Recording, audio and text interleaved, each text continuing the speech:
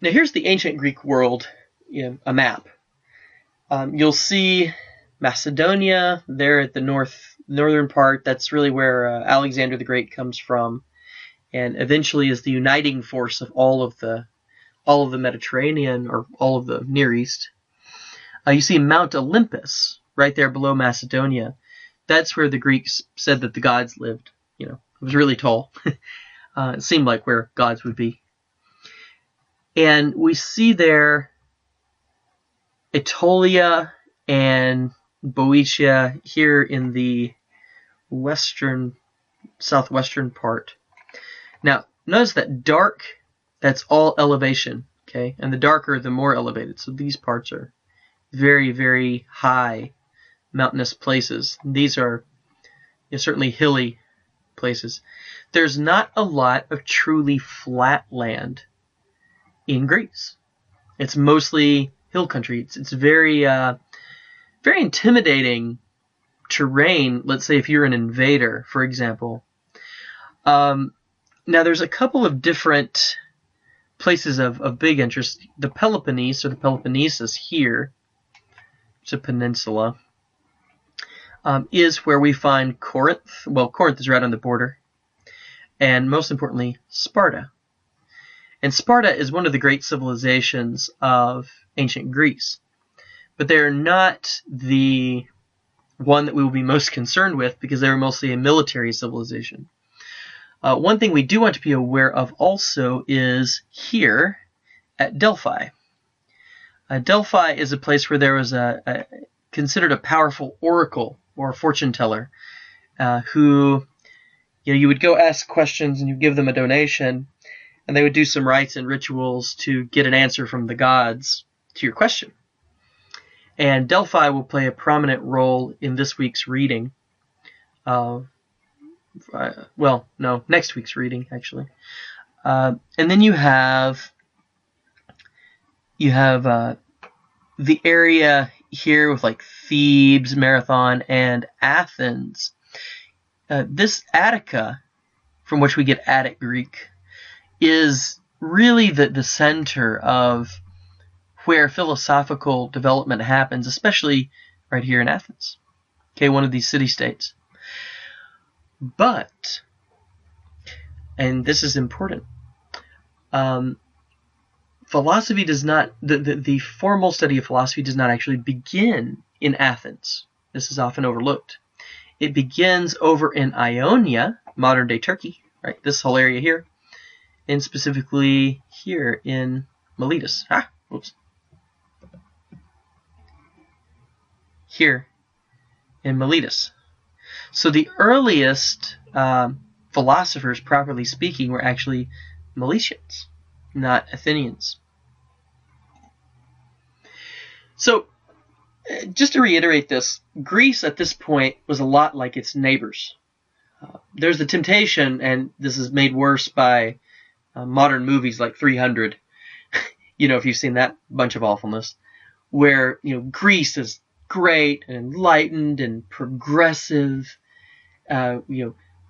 whereas Persia and modern-day Iran, Babylon, modern-day Iraq, Egypt, these were sort of horrible pagan kingdoms of magic and nonsense, whereas Greece was very enlightened and very forward-thinking. Greece was actually a lot like its neighbors. In fact, the most learned people in this Mediterranean world, right? All of the civilizations bordering the Mediterranean Sea. These people were very well traveled within the Mediterranean. A lot of the nobles or the higher ups. The most educated people would often study different disciplines in Egypt, Babylon, Greece, Crete, later Rome. So I want to get this across. They all had a mythological sort of story/legal code. And Greece was no exception. In fact, Greek mythology is very well known. Zeus and Athena, you've heard a lot of it before. And Greek mythology was especially expressed through its poets. We'll talk about this more in just a second, but for now, just realize It's poets, by which we mean it's storytellers, it's playwrights, it's musicians, it's artists. These were all called the poets. And especially in two poems, the Iliad and the Odyssey, which are kind of like a part one and part two of the same story of a war between Greece and Troy. The gods were rulers of the world. Greek gods were particularly human-like.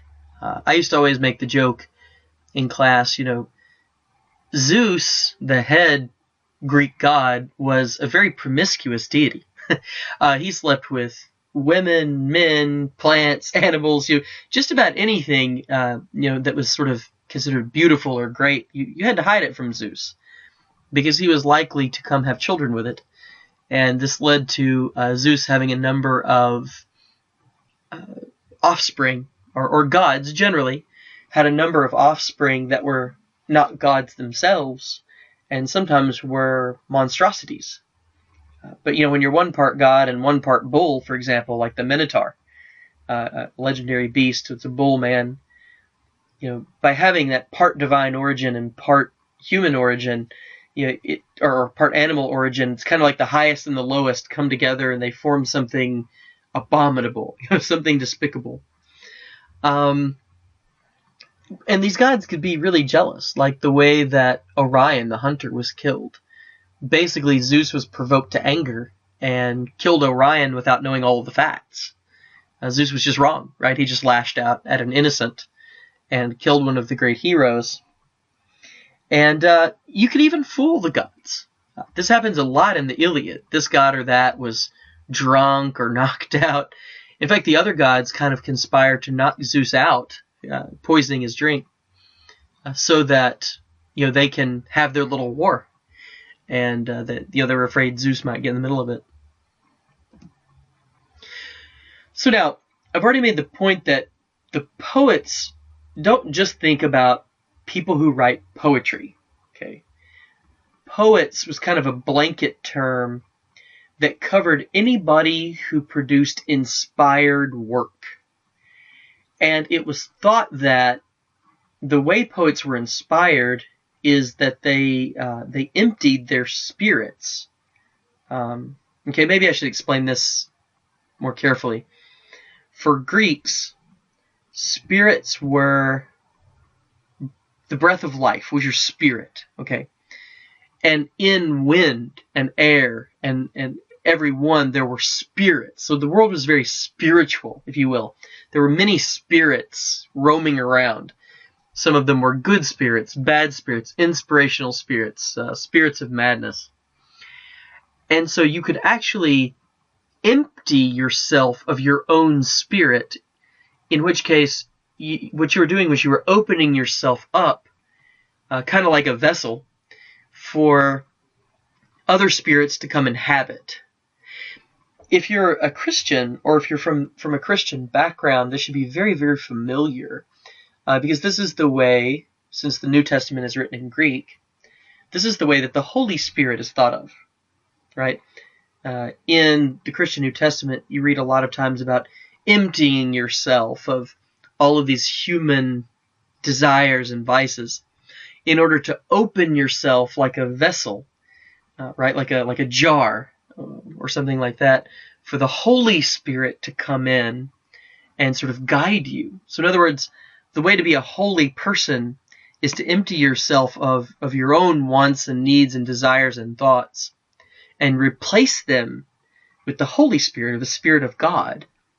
And in doing so, the Spirit will make you act more godly.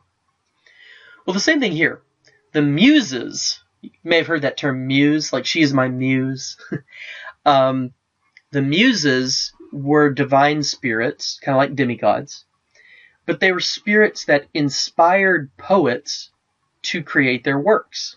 So whether they were oratory, songs, stories, musical pieces, or sculptures, whatever, if the poet created them, the poet had to empty themselves in order that the muse could come in and inspire them to do this divine thing.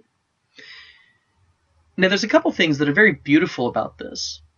The first is that the person is basically taking no credit, right? No matter how good of a work they do, they're saying, it wasn't me, I was inspired by my muse, right? The gods created this, ultimately. I may have written it, but it was the gods who inspired me to do it. The second half of that is that because ultimately these works came from the gods or from the muses, from a divine source, okay, they were in some respect a divine product. So again, if you're a Christian or a Muslim, or even a Jew, this comes very easily, this way of thinking, because this is how Holy Scriptures are thought to be written, right? The idea is that while, yes, a human being put them to paper, in the most basic sense, they were given the idea, or they were given the prompting or the ability by God or by the Holy Spirit. Okay, so even though, yes, these poets were people and everyone would say, hey, I know that guy and he's a poet, their creations took on a kind of divine significance. So we were talking about Homer is the poet who supposedly wrote the Iliad and the Odyssey. And so it was thought that these were basically divine stories. They were kind of the archetype for Greeks about, the ultimate in human accomplishment. And so Homer was thought to be an especially inspired poet, right? He had particularly good linkage with the gods. And so his stories were authoritative. They were followed much like Holy Scriptures. Now, within all of these stories, what we find are that and we've already talked about this a bit, it's the virtues of the heroes that come across as the most important. Because the stories are about gods and heroes. So naturally, the virtues of those gods and those heroes are the things that come across as being the most, valued. So like if you read the Iliad, you're not going to come across that, what's really important is grace and humility and forgiveness. Okay, no, because that's not how the heroes act. The heroes are, great people. They're larger than life. They're successful. They're strong. They're powerful. They're unyielding. They're loyal. Very militaristic kind of warrior virtues. Down here I list a few. So virtue is defined in terms of excellence. People who are successful and powerful and honorable and wealthy and could temper their emotions and provide security. So someone like Achilles, who acts like a complete jerk sometimes, is still a great hero because of his power and the fact that he almost couldn't be killed and he was such a great warrior.